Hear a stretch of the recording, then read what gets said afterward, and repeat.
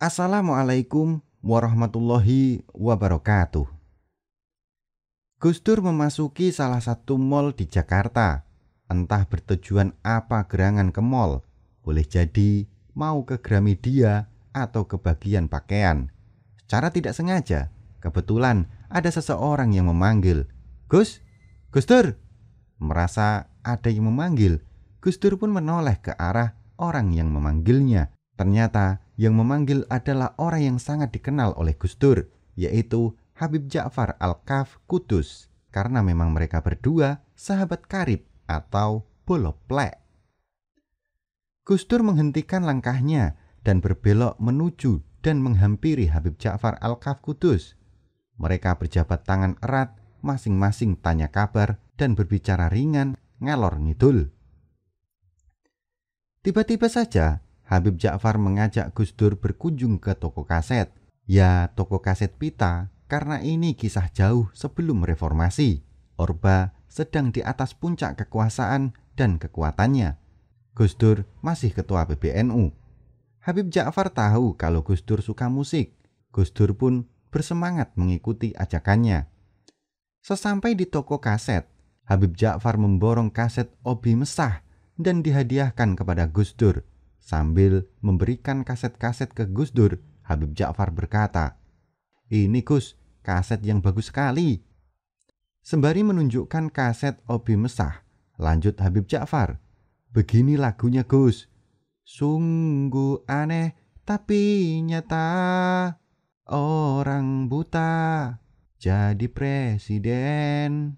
Dengan suara lantang dan dinyanyikan berkali-kali oleh Habib Ja'far.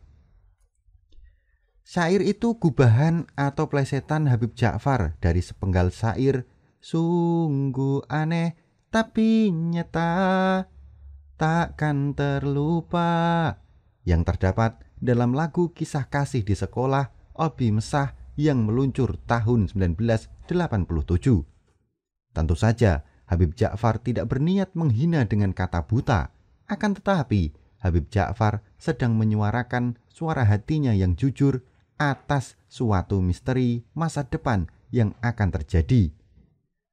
Sebentuk menyibak tabir dengan bahasa simbolik atau tanda yang menandai sesuatu yang dituju. Gus Dur yang paham betul dengan sahabat karibnya itu memilih tersenyum dan berterima kasih. Gus Dur paham bahwa sahabatnya itu adalah kekasih Allah, wali yang weruh sakdurunge winara, tahu sebelum kejadian. Barangkali inilah yang disebut la ya'rifu wali ilal wali, tidak mengenal seorang wali kecuali wali. Beberapa tahun kemudian, Pak Harto lengser ke Prabon, Orba runtuh, reformasi meletus, lagu Habib Ja'far gubahan dari lagu Obi Mesah menjadi kenyataan. Gus Dur jadi Presiden Republik Indonesia. Perlahan tapi pasti, weruh sakdurunge winara, Habib Ja'far dikenal publik. Dua pemilihan presiden, SBY dan Jokowi, membuktikan itu. Habib Ja'far bersuara bahwa yang akan jadi SBY, ya betul SBY, jadi presiden 2 periode. Habib Ja'far bilang yang akan jadi presiden adalah Jokowi. Ya benar, Jokowi jadi presiden 2 periode. Habib Ja'far dengan suara yang mantap menyatakan, Pak Jokowi dadi meneh ping pindho, Pak Jokowi jadi lagi 2 kali.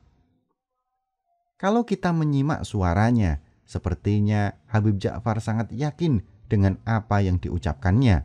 Bahkan seakan sesuatu yang sedang dikatakan adalah nyata dan hadir di depan mata. Padahal berisi sebuah prediksi masa depan yang masih banyak kemungkinan yang akan terjadi. Sebab seringkali beliau mengatakannya berkali-kali. Jokowi presiden, Jokowi dadi maneh, Jokowi dadi maneh. Habib Ja'far terkenal majdub, orang yang kesadarannya ditarik dari kesadaran manusiawi ke kesadaran ilahi.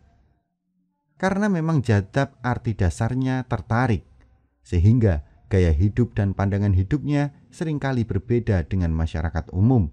Kehidupan dan cara memandang sesuatu terlihat anti-mainstream, khawarik al-adat.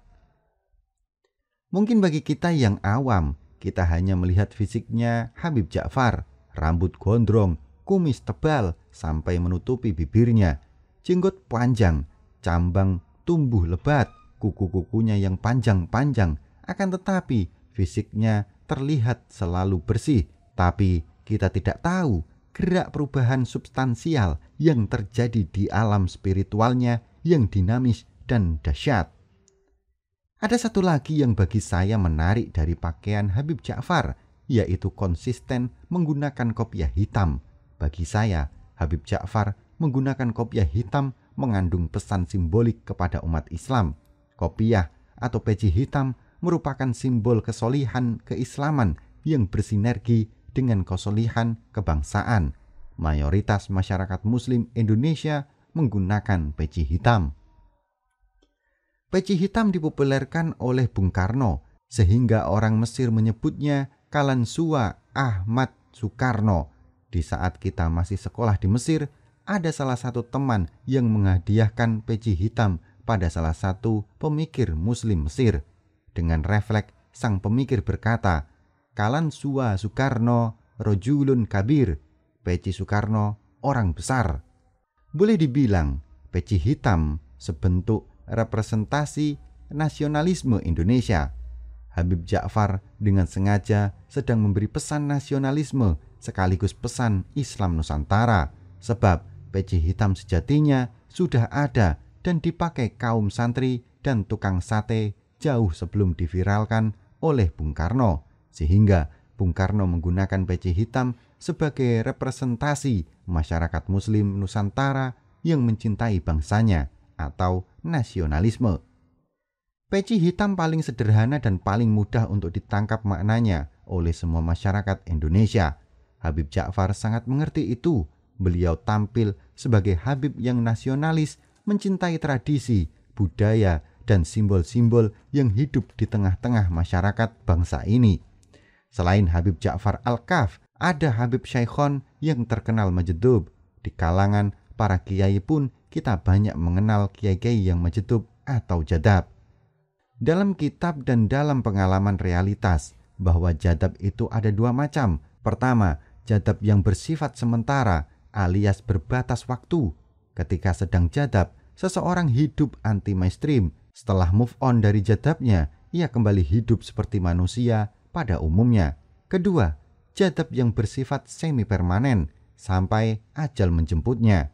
Hari ini, 1 Januari 2021, Habib Ja'far Al-Kaf telah kembali ke haribaannya, meninggalkan alam fana dan baka bersama kekasihnya, yaitu Allah Subhanahu wa Ta'ala. Kedua sahabat karib, Habib Ja'far dan Gus Dur, meninggalkan alam fana ini hanya beda 1 hari. Gus Dur wafat 30 Desember, Habib Ja'far 1 Januari.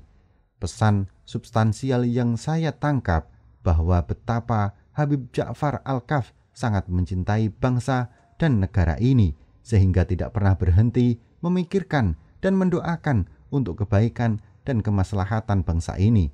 Habib Ja'far adalah salah satu patok panceng dan rujukan bagi bangsa ini. Kisah ini dibagikan oleh Kiai Haji Mukti Ali Kusyairi, Ketua LBM PWNU DKI Jakarta, sekaligus anggota Komisi Fatwa MUI Pusat, kepada KKW Channel. Bagaimana tanggapan Anda dengan video ini? Silahkan sampaikan di kolom komentar. Jangan lupa untuk melihat dan menonton video lainnya di Kisah Karomah Wali atau KKW Channel. Dan jika Anda rasa video ini bermanfaat, silahkan like, subscribe, dan bagikan video ini ke seluruh jaringan yang Anda miliki. Wallahu a'lam bishawab. Wassalamualaikum warahmatullahi wabarakatuh.